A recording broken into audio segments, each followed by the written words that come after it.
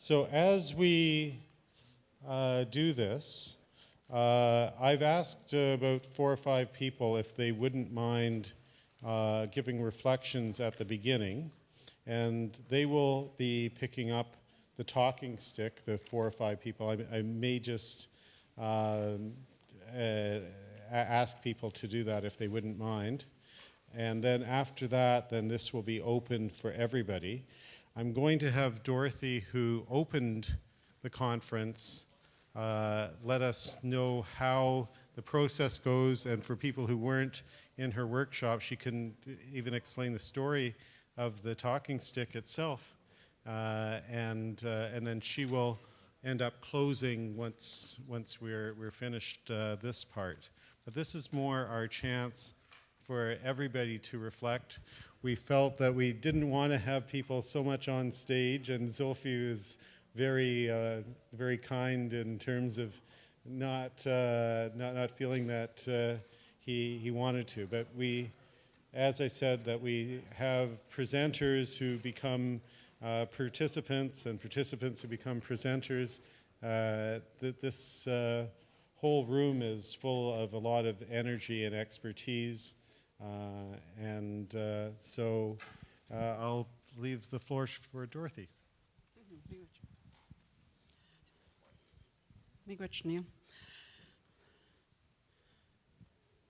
So I'm going to explain a little bit about this talking stick and how it gets used and how we'll use it today.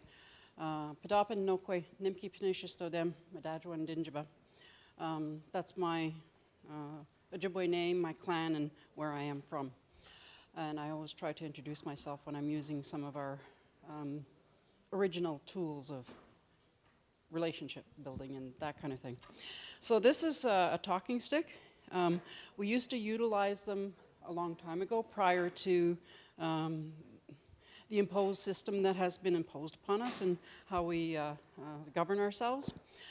And so it's very representative in the sense that it is made up of a tree. There's a tree inside. The tree for us represents honesty. A birch tree is a birch tree and will never try to be a poplar tree or a cedar tree. And so it represents honesty. So when you're holding it, that you speak from the heart and be honest, right? The other that it's covered in is deer. The deer represents the kindness. To be kind to yourselves when you're expressing, knowing that you can be that and have that, because they teach us that. They're kind to us. They provide for us. They provided us with materials for our homes, and they also provided food for us. All of that kindness, they would do that for us. And so that's represented by having it covered with the deer. The colors that are down here for us represent what we call the 4 races of man, how we view humanity, and the different colors that they represent. The circle's getting bigger here. I'm going to keep backing up. And then in the center here, there's also those 4 colors that are right in the very center. And for us, we have teachings about the 4 levels above and the 4 levels below. And so they're included on this stick also, this talking stick. What else is included are the star people. The stars at the top, they represent those people who help us, that are from out there. And they come to help us. And then the top, it's more personal. They used to be, the pink used to stand out more because I used to wear a lot of pink and liked a lot of pink. And so my sister is the one that made this for me because I was doing so much work with people. And so she put those on there for me to represent myself, who I am. But what she also put on there was this bird that's in flight for freedom. So you have the freedom to speak. But also, it was when she put that on there, we didn't know what our clan system was. And afterwards, when we found out what it was, and found out that it was the Thunderbird clan, it was very appropriate that that was already on this talking stick. And so generally what happens is that the talking stick goes around so that everyone gets to say something. And sometimes it's just, thank you. That's all you have to say. And it gets moved on. We're going to do it a little bit differently today because we're very adaptable people, and we have been over the centuries, is that we're going to allow the people that Neil has mentioned to speak first, to start things, and it will be sitting in the middle. This is the very old style of using the talking sticks, just so you know that. It's not just something that's popped into my head. Because when we used to have our different peoples coming together and they had to discuss things that weren't necessarily agreeing upon, they used the talking stick and it would sit in the middle of the circle. And as each picked it up to speak, and when they were finished, they would put it down, and someone else then could go and pick it up and speak and respond to what was being said. And so it would go on like that until things were settled. So there's the two ways of using the talking stick. That was more of a political way of using the talking stick. The other, where I talk about where it goes right around and everybody gets to speak, is more of the healing type of talking stick, use of the talking stick. So today we're going to be a little bit more political. Combine the both because we are definitely talking about the earth, and so that needs to be looked after, and hopefully it's represented enough with the talking stick that you can speak in how you need to. So who am I passing it to? Okay. Yes, and so PEGASUS is going to actually introduce Dr. Cyril, who has a gift for the group. Thank you. Before I make some comments about the meetings, Dr. Giyungu brought a gift that he liked to give to the organizers of the conference.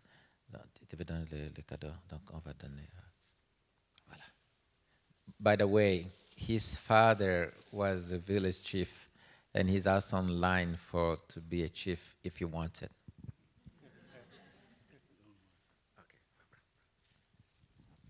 Thank you very much.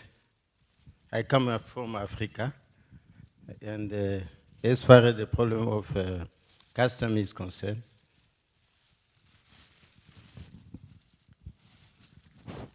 in my country, ancestors didn't write something. They always build this. It's the language, their language. Here there are two women. They are joking like that. Here is the end and another end. You understand? Is to live together.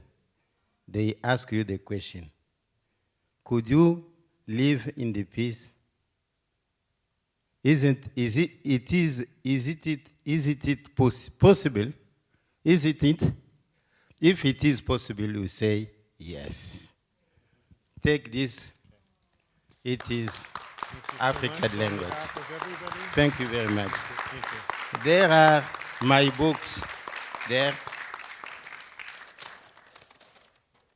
The epidemic experience at Kikwit.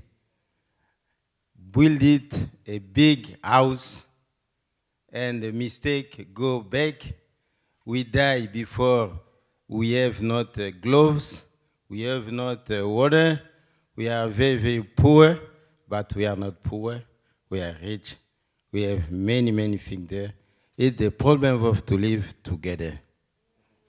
Thank you very much.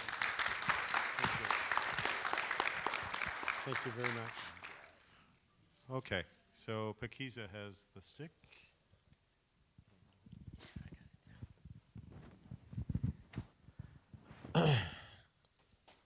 Another conference. This is the third conference since we started, and there's something that has remained the same. Neil has not changed.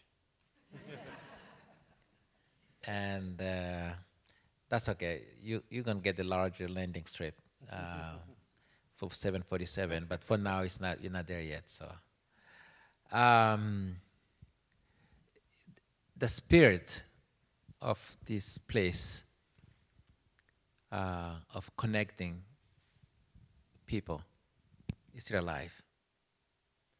And I was amazed the first time when Neil and I met at the Condor Grable, and realizing that with so many things in common, and then led to these last conferences that I've been part of. You cannot be global if you cannot network with other people. And so I'm really grateful that that spirit is still alive, and hopefully will continue. Couple things that I like to add for what has been going on in the last 4 or 5 years or whatever is the fact that for many, many years we talk about primary health care and so forth, and the language today is we talk about the global health. Some people like to stay in the little corner of global health, just talking about health and so forth. But there are some of us who like to extend it to including the issues of justice, peace, just like everybody who is around this circle, and all the ones probably who are not here, who left because of other responsibilities that could not be with us today. I think there's one piece that we need to think about very seriously as we talk about the global health is the whole area of leadership. Who are going to be the leaders to take us to the next step? When I said that Neil had remained the same, he made reference to his head, and my head is also much wider than it used to be. So who are going to be the next Neils? Who are going to be the next PEGASUS? How are we going to make effort so that when we meet at these conferences, that we make sure that we're tapping on the shoulders, not just by the people who are organizing these conferences, but all of us who have been here, that we're tapping on the shoulder of the young generation that would continue, so that when we are not there, we will not, so the game does not end. Because there are some people who are very good. I used to play soccer. So you don't win the game if you don't pass the ball. You know, and you cannot be the one making the rules, at the same also be the one holding the ball, because some people, they prefer that when the ball gets to them, that the game is over, and that's not the case, hopefully, for this group. So that's one area I'd like us to really take a serious look each time we are together, and also when we go away from here. The last piece, I think that's as important, is we are talking about the quality of life for all of us who are still alive and strong and so forth. But I really think that it's really critical that we also start thinking seriously about how we include the whole issues of the death and dying. How do we deal with them? The whole, because there's more to it than just hospice. In Congo, we still have the rules left by the Belgians that you have to die in hospital in order to get the death certificate. So if you don't die in the hospital, you can imagine what would happen. So if you want to do hospice care, it becomes impossible because you have to deal with this big elephant in the whole country of Congo. So if we want to move in that direction, which I think we should be thinking seriously about bringing people together also to talk about those ideas or share about it, because it's all sticking in one main region. So, and the last comment Neil, is that I still think that we need to think seriously at the holding some regional conferences. I really like it for coming to Toronto. I enjoyed it being in London, but you see, the people who need to be here are not here. So let's be creative on how we can take this to Asia, Africa, and Latin America, maybe Europe, I don't know, but thank you.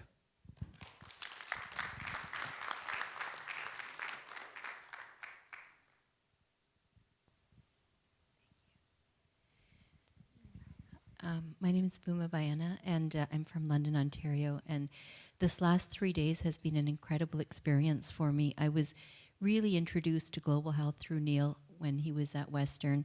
And until then, I had sort of worked in my silo as a clinician, and albeit doing refugee health and health to marginalized populations.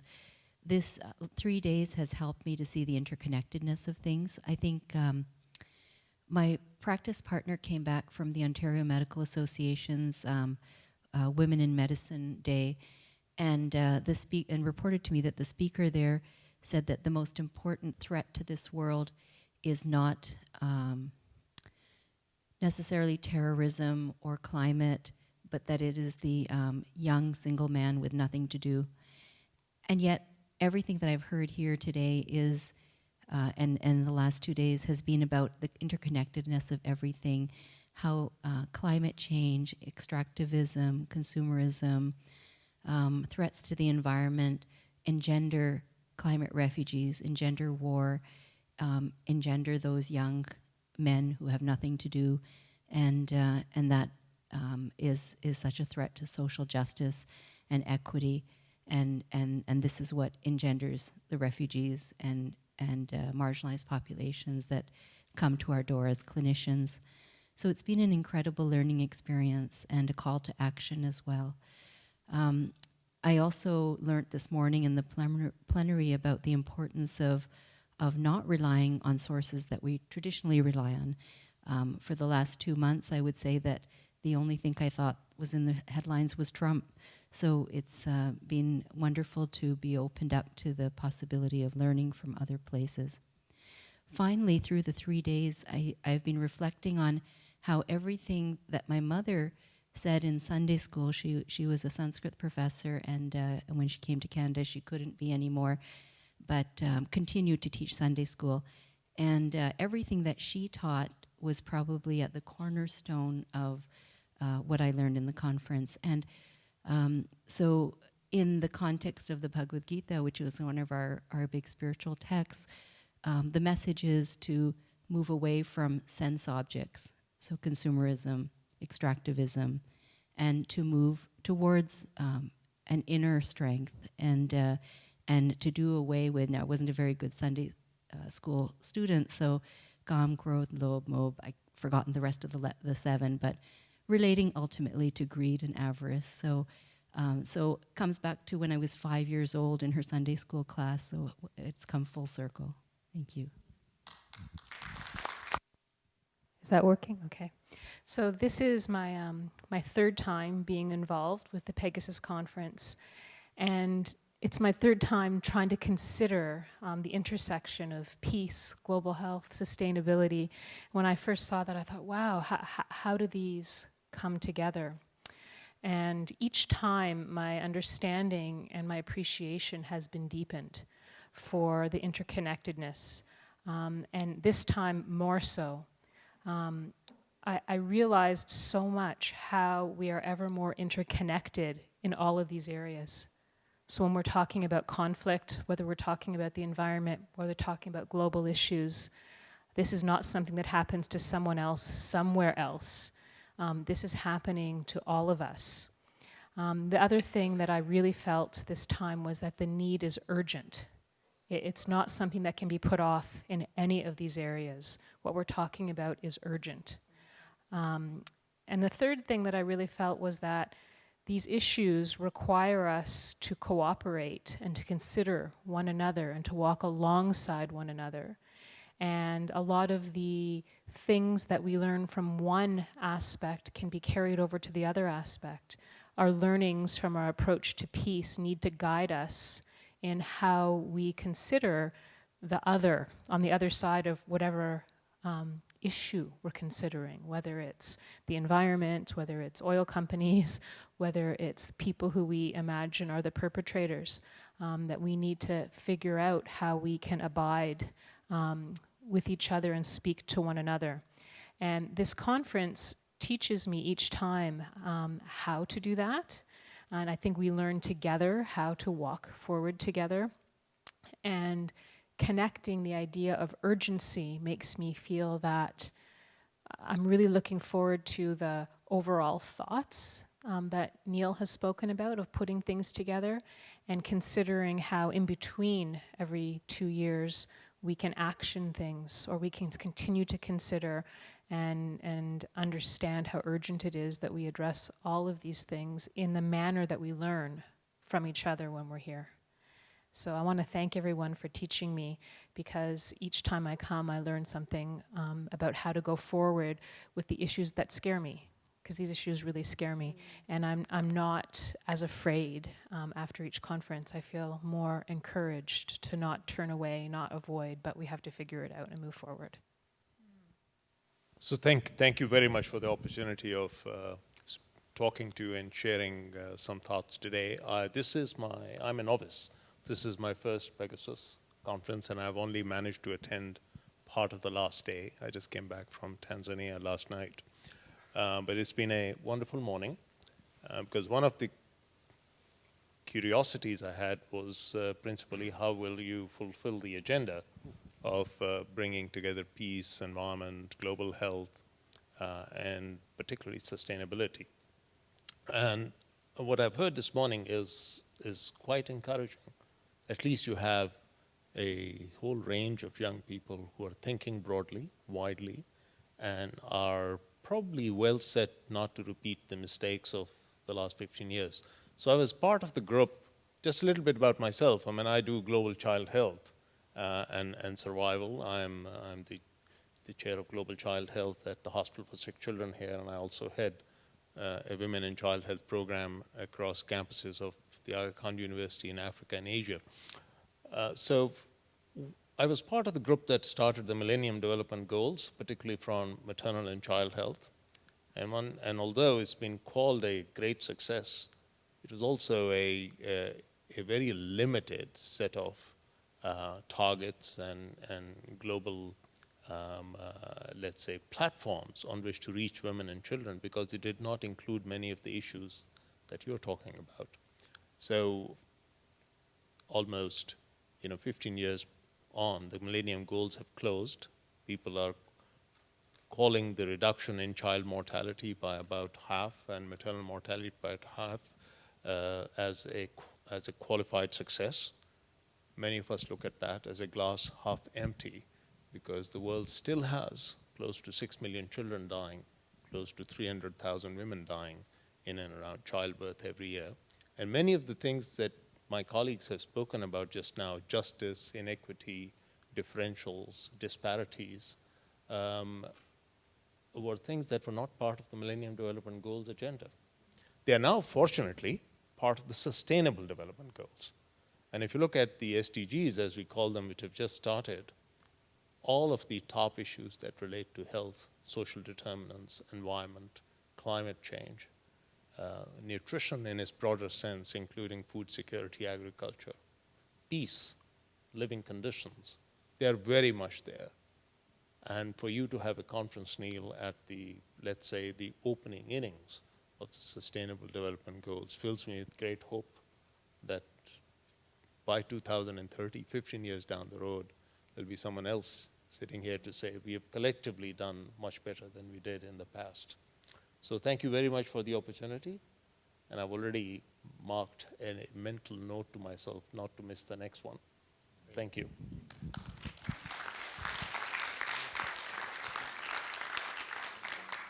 So I think this is the last person I have asked to speak, and she'll explain why she might have been chosen. And then after this, then we'll I guess, leave the microphone and the talking stick in the center for anybody to pick up. Hi, everyone. My name is Priya. So I'll talk a little bit about my experience and how I got here. So during my undergrad, I did psychology, and I wanted to understand what I wanted to do. And I volunteered in hospitals and nonprofit organizations. I knew I wanted to focus on health, so I joined the Canadian Bioethics Society as an undergrad, just to explore what's out there. And I understood about public health and ethics and law and how that all relates. Eventually, I met Neil, and so before that, I started to understand, or started to become interested in global health, and then I met Neil.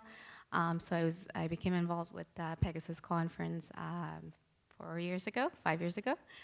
So this is my third conference, and I also had the opportunity to work in hospitals and nonprofit organizations, so in clinical research, and then organizations like Children's Aid Society and Community Living. So yeah, I knew I wanted to do public health, and I was exploring and trying to figure out. And finally, I decided I wanted to go to law school, so I just finished my first year of law school. And throughout the process, Neil was always helpful, so just wanted to say thank you to Neil. He's always encouraging, and anytime I told him I want to do this or this, he was always trying to tell me all his networks or connections, what I could possibly do. So I just want to say thank you to Neil, and thank you to everyone here for making a conference like this possible. So that's it.